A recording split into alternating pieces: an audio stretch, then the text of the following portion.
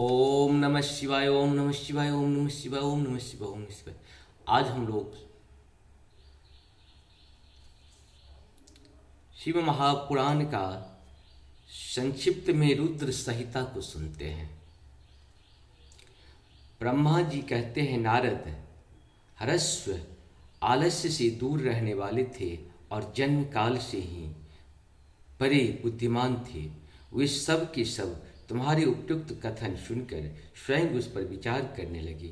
उन्होंने यह विचार किया कि जो उत्तम शास्त्र रूपी पिता के निर्मित परक आदेशों को नहीं समझता, वह केवल रज आदि गुणों पर विश्वास करने वाला पुरुष सृष्टि निर्माण का कार्य कैसे आरंभ कर सकता है।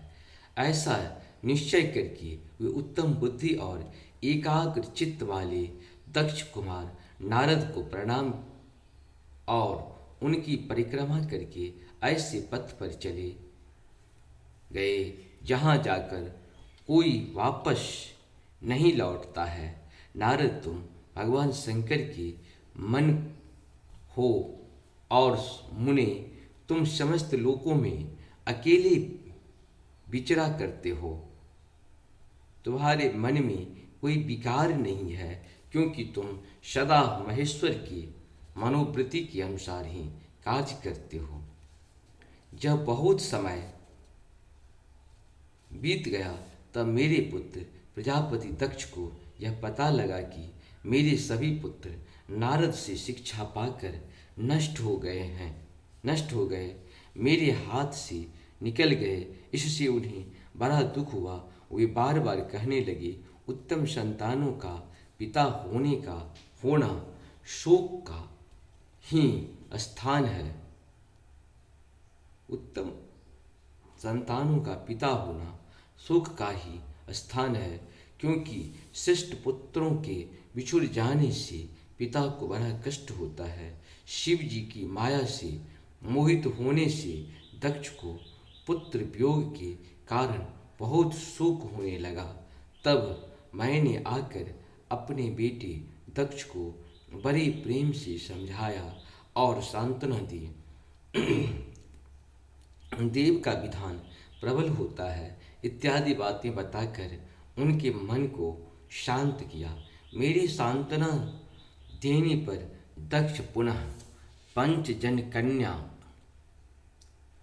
अश्वनी के गर्भ से शबलाश्व नाम के एक सहस्त्र पुत्र उत्पन्न किए। पिता का आदेश पाकर वे पुत्र भी प्रजा सृष्टि के लिए दृढ़तापूर्वक प्रतिज्ञा पालन का नियम ले उसी स्थान पर गए जहाँ उनके सिद्धि को प्राप्त हुए। बड़े भाई गए थे। नारायण सरोवर के जल का स्पर्श होने मात्र से उनके सारे पाप नष्ट हो गए।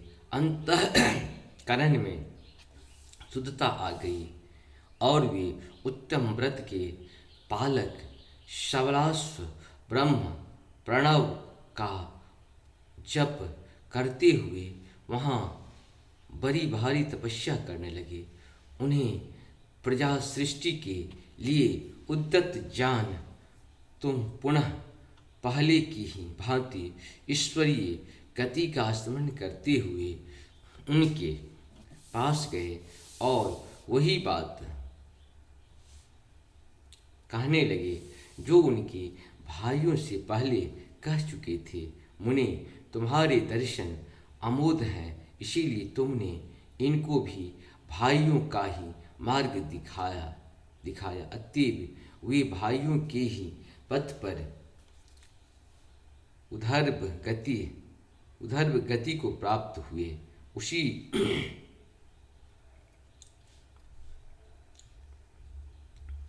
उसी समय प्रजापति दक्ष को बहुत से उत्पात दिखाई दिए।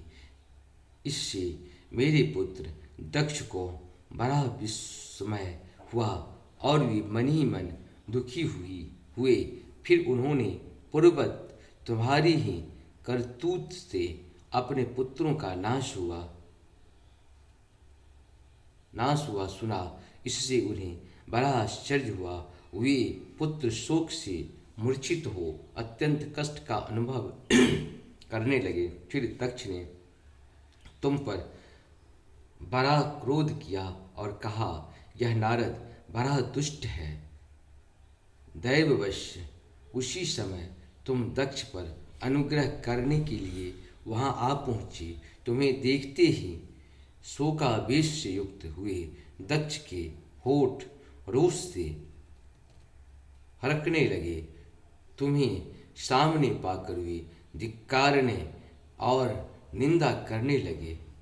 इस प्रकार से हम लोग का ये यहाँ तक पूर्ण हुआ। कल हम लोग फिर शुरू करेंगे। जय श्री राम, जय हो।